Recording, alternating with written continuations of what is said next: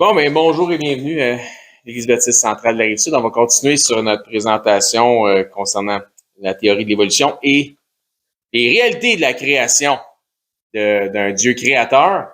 Et on avait vu la dernière fois la datation du carbone 14, comme les limites et toutes les pensées déjà préétablies qu'on doit avoir pour arriver à des calculs pour dater par le carbone 14. Donc, ce n'est pas vrai que c'est les saints grâles d'une preuve de quelque chose de l'évolution, que toutes les choses sont vieilles et que datent depuis longtemps, puisque la demi-vie du carbone 14 pour arriver aux calculs les plus précis, c'est avant la fin de sa demi-vie qui est de 5730 ans.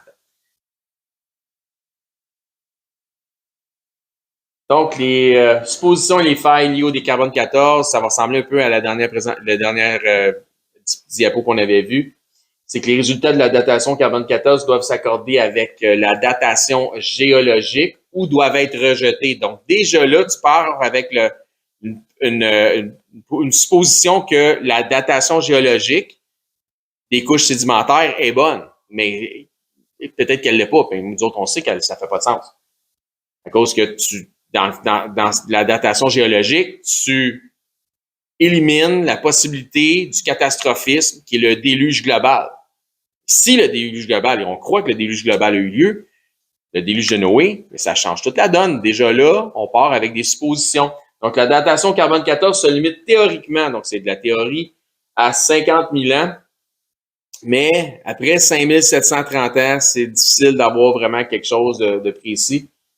On doit donc supposer, donc si c'est quelque chose de 2000 ans, c'est quelque chose de 3000 ans, c'est quelque chose de 4000 ans, c'est quelque chose de 1500 ans, c'est quelque chose de 500 ans, tu vas avoir des résultats qui vont être plus plausibles. Passé ce temps-là, tes résultats dépendent d'un paquet de facteurs, de suppositions, puis de calculs, de corrections. Puis encore là, ça ne veut pas dire que tu as la vérité, puis on va en parler justement dans la présentation d'aujourd'hui. Donc, théoriquement, ça a plus ou moins 50 000 ans. On doit donc supposer que l'absorption du C14, il n'y a personne de nous autres qui était là il y a 50 000 ans. Donc, on n'a pas d'historique, de chronique de ce qui se passait il y a 50 000 ans dans l'histoire, parce qu'il n'y a probablement peut-être même pas d'histoire il y a 50 000 ans. Donc, on doit supposer que l'absorption de C14 a toujours eu lieu au même rythme depuis au minimum les 50 000 dernières années, ce qui n'est absolument pas observable ni scientifique. Donc, encore là, on part avec une supposition. Encore une fois, comme j'ai dit, c'est foi plus science égale religion. Voici une série de questions qui questionnent la validité scientifique de cette méthode de datation. Donc, y a-t-il eu des feux de forêt majeurs dégageant une grande quantité de carbone dans l'atmosphère qui aurait pu changer les données du C14 sur le C12? Y a-t-il eu des activités atomiques qu'on ignore de quelle façon que ça aurait pu arriver et qui auraient pu faire augmenter l'apport en C14? On ne sait pas. Y a-t-il eu des éruptions volcaniques qui souffrent habituellement sur des milliers de kilomètres, des tonnes de carbone?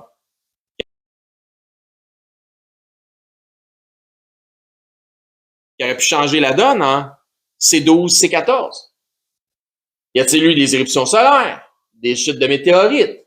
Y a-t-il eu des variations dans les champs magnétiques terrestres? Est-ce que le C14 s'est toujours détérioré à la même vitesse de 5730 ans sur une demi-vie? On ne sait pas. Donc, les suppositions et les failles liées toujours au C14, y a-t-il eu un déluge d'eau global, comme que je vous disais tantôt? Donc, dans 2 Pierre 3, 4 et verset 5 aussi, ça dit, disant, où est la promesse de son avènement, car depuis que les pères sont morts, tout demeure comme dès le commencement de la création. Et ben non, parce qu'il y a eu un déluge entre le maintenant et le début. Ils veulent ignorer en effet que les cieux existèrent autrefois par la parole de Dieu, de même qu'une terre tirée de l'eau est formée au moyen de l'eau. Donc tout a changé. Y a-t-il déjà eu, avec le déluge de Noé, y a-t-il déjà eu autour du globe, donc, un dôme d'eau qui, auparavant, prévenait l'absorption de C14? Je ne sais pas. On a une bonne idée, par exemple, nous autres. Donc, dans Genèse 1, 6 et jusqu'au verset 8, la première partie, ça dit, Dieu dit, qu'il y a une étendue entre les eaux et qu'elle sépare les eaux d'avec les eaux. Et Dieu fit l'étendue et sépara les eaux qui sont au-dessous de l'étendue avec les eaux qui sont au-dessus de l'étendue. Cela fut ainsi et Dieu appelait l'entre les deux, l'étendue, il appelait ça ciel.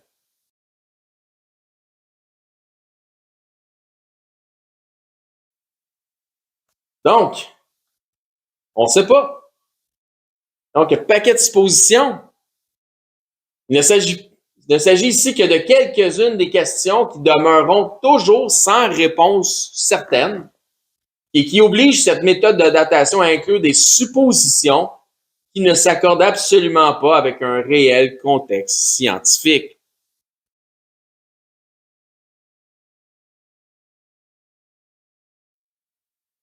Donc, l'équilibre atmosphérique du C14, donc ce qu'on appelle l'équilibrium, je vous explique. Selon les observations actuelles, le C14 est un élément qui entre dans notre atmosphère selon une quantité annuelle constante, très peu en passant. Il se désagrège aussi à une vitesse qui est constante. Donc, il entre d'une façon constante. Donc, ça, c'est l'observation qu'on peut avoir. Il entre d'une façon constante, il se désagrège d'une façon constante. C'est la seule observation possible qu'on a. Ainsi donc, si le C14 entre et se désagrège selon une vitesse et ou une quantité constante, on peut arriver avec un calcul. Nous devrions éventuellement atteindre le point d'équilibre, l'équilibrium. Donc, entrée-sortie du C14. À un moment donné, il va en rentrer autant qu'il en sort. C'est ça l'équilibrium. Nous devrions éventuellement atteindre le point d'équilibrium, donc entrée-sortie du C14, par exemple, si dans un baril dans lequel nous avons percé 2 trous, nous faisons rentrer un débit d'eau selon une quantité qui est constante, comme le C14 rentre de façon constante dans notre atmosphère par les rayons cosmiques. On a un baril, on a des trous, on met de l'eau dedans de façon constante. Nous atteindrons éventuellement un équilibre entre l'eau entrante et l'eau sortante. Ça a du sens? Voyez-vous? On a l'équilibre ici. Donc, le calcul, c'est, mettons, 40 litres minute à l'intérieur par le haut, puis tu as 40 litres par minute à l'extérieur au 4e trou. Tu arrives à ton équilibrium.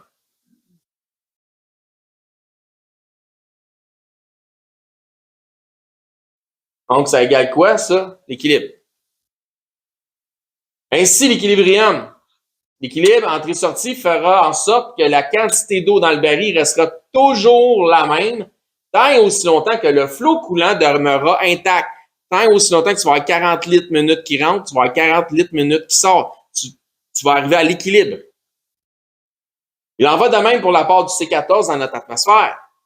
La question est donc, et la science, ça se questionne, les amis, c'est ça qui est important. Combien de temps prendrait-il à notre atmosphère avant d'atteindre son équilibrium en C14? Bonne question, hein? La réponse, selon les données actuelles, c'est plus ou moins 30 000 ans. Donc, si le C14 fait un calcul sur plus ou moins 50 000, mais que ça aurait dû prendre plus ou moins 30 000 pour qu'on arrive à l'équilibrium, chose qui ne marche pas avec l'équilibre du C14. Le problème évolutionniste est que nous n'avons pas encore atteint cet équilibrium. Donc, ça ne fait pas 30 000 ans qu'il rentre du C14 dans notre atmosphère.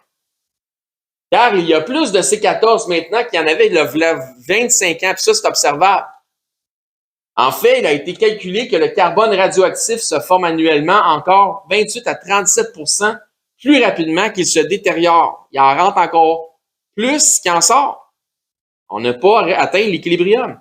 Ne serait-ce pas plutôt l'évidence d'une Terre plus jeune que la théorie de l'évolution le laisse croire? Peut-être. Toujours dans la validation de la datation du carbone 14. Une autre étude a été publiée dans The Nature. Nature, ça, c'est un magazine scientifique très, très connu, très réputé. Donc, le journal hebdomadaire scientifique mondialement le plus cité. Donc, Nature. Cette étude a été commanditée par le SERC, donc Science and Engineering Research Council. Ils ont fait parvenir aux 38, dans ce que je vous disais tantôt qu'on était pour voir ça, ils ont fait parvenir aux 38 laboratoires les plus mondialement réputés pour la datation au carbone 14, des échantillons du même artefact déjà connu, mais sans aucune autre information de base. C'est quand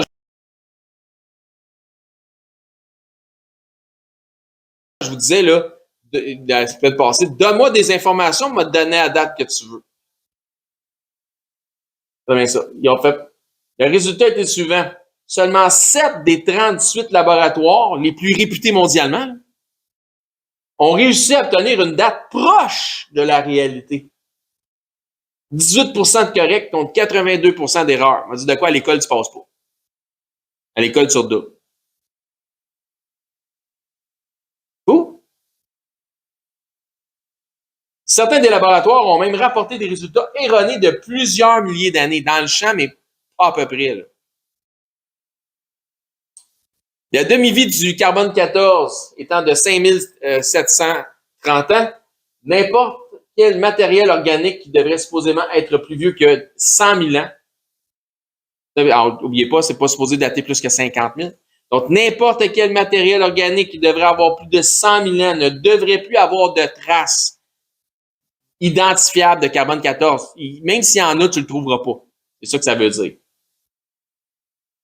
Pourtant, nous trouvons de bonnes quantités de carbone 14 dans les os des dinosaures, dans le charbon et dans les diamants. Particulier, hein? Le carbone 14 rentre par les rayons cosmiques à une quantité constante. Les diamants, le diamant étant la pierre la plus dure du monde, celui-ci devrait difficilement être contaminable. Autrement dit, il ne devrait pas de rentrer de carbone 14 dans du diamant. Parce que rien peut en rentrer, puis il n'y a rien qui peut vraiment en sortir. La croyance étant que les diamants sont aussi vieux que des milliards d'années, si cette théorie était vraie, il ne pourrait absolument pas y avoir de carbone 14 en eux-mêmes. Ça devrait être impossible. En plus, ils sont supposés partir du centre de la Terre et non pas être au-dessus de la planète puis recevoir un amas de carbone 14. Donc, pourtant, au grand étonnement des scientifiques, chacun des diamants testés jusqu'à présent ont tous démontré avoir une grande quantité de C14 en eux-mêmes, puis ils ne sont pas capables de l'expliquer. Bon, un mystère scientifique. Tu sais, quand tu n'as pas la réponse, puis ça défait ta théorie, ben, tu dis, ah, ça, c'est un mystère. Ça, il y en a du mystère scientifique. Tout ce qui détériore la théorie de l'évolution, ça va dans la case du mystère. Prouvant donc ainsi que les diamants ne peuvent donc pas avoir des milliards ou même des millions d'années, mais qu'ils ne peuvent seulement avoir que quelques milliers d'années. N'oubliez pas hein, ce qu'on avait dit, c'est qu'est-ce que ça prend pour avoir des diamants? Ce n'est pas du temps, ça prend toutes les composantes bien réunies pour obtenir le bon résultat. C'est juste ça ce que ça prend. Ainsi donc, les diamants ne sont pas seulement les meilleurs amis des femmes, mais aussi des créationnistes. C'est la preuve que la Terre est plus jeune et qu'il n'y a pas quelque chose qui n'est pas vrai.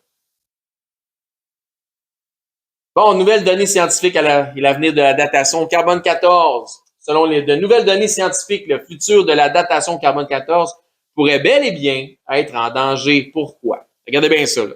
Ça, c'est intéressant au bout. Les raisons étant que dans le futur, les données de calcul, là, ça va avec le fameux réchauffement de la planète, puis l'activité humaine, puis blablabla. Là. Les données de calcul pourraient être altérées par notre constante utilisation de combustibles fossiles, et c'est bien mis en guillemets parce que si je vous expliquais ce que c'est que le combustible fossile, vous allez une autre affaire, vous feriez comme OK, on se fait avoir aussi sur ce narratif. Donc, il y a donc une grande quantité d'utilisation, hein, supposément, de combustible fossile qui projette une énorme quantité de C12 dans l'atmosphère, faussant ainsi les données de résultats C12 sur C14. Hein. C'est des milliards de C12 pour quelques C14, puis c'est tout le temps le rapport C12 sur C14 pour arriver à calculer, faire la demi-vie, pour faire le calcul avec toutes les corrections pour arriver à dater quelque chose avec le carbone 14. Donc, cette nouvelle observation est nommée l'effet Suez. Suivez-moi, les amis, c'est important. Qui doit son nom au chimiste autrichien Hans Suez, qui a noté l'influence de cet effet sur la précision de la datation radiocarbone, donc carbone 14.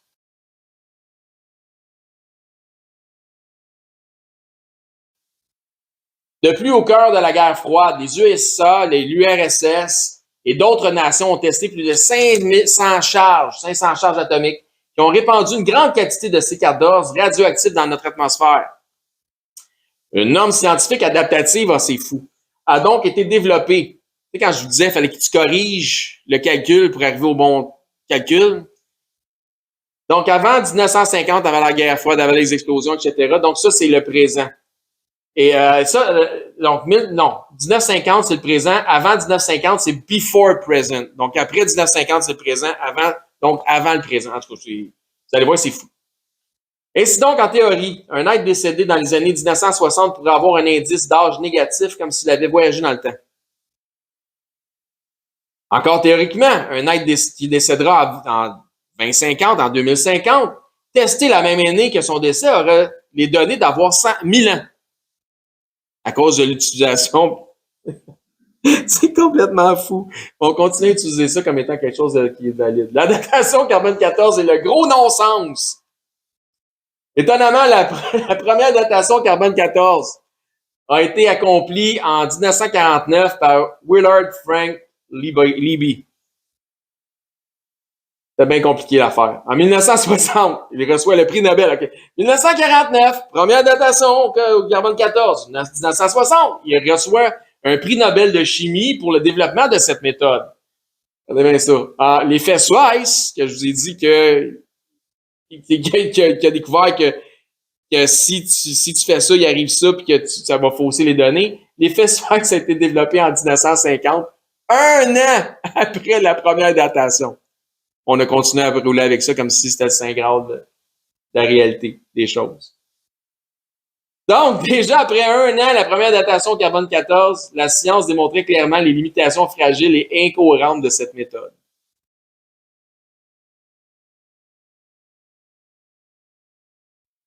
Ça, on vous enseigne ça à l'école? Ah non, on vous dit carbone 14, ça, c'est bon, ça. On vous dit pas la vérité. Puis, ouais, le nombre de personnes que j'ai rencontrées qui m'ont parlé du carbone 14, qui m'ont parlé des dinosaures en même temps. En ça, tu t'en vas. Donc, question. Comment se fait-il que la science admette que l'avenir précaire de la datation carbone 14 est inévitablement altéré par l'activité humaine, mais qu'elle refuse du même coup de concevoir les possibilités d'un passé inconnu qui aurait tout autant pu altérer les données actuelles? Ils sont déjà en train de dire l'avenir va fausser les données, mais pourquoi t'es pas capable de dire que le passé les fausse peut-être, les données que tu as présentement? Ah! Bizarre, hein? Ça marche juste d'un bord, juste à sens unique. Ah! That's all, folks. Semaine prochaine.